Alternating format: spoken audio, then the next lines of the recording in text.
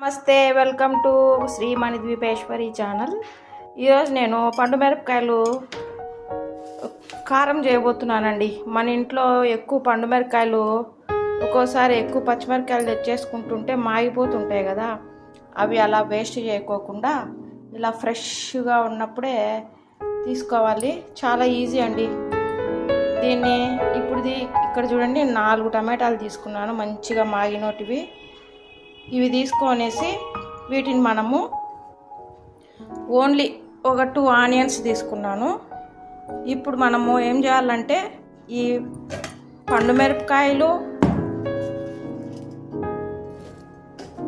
మిరపకాయలని next ఈ టమాటాలని cut చేసుకొని దాంట్లో వేసుకోవాలి.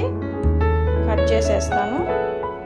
ఇలా మిక్సీ పట్టేసుకున్నానండి, ఒక ముక్కలుగా పట్టేసుకోవాలి. ఇప్పుడు పెనం పెట్టేసుకొని పెనంలో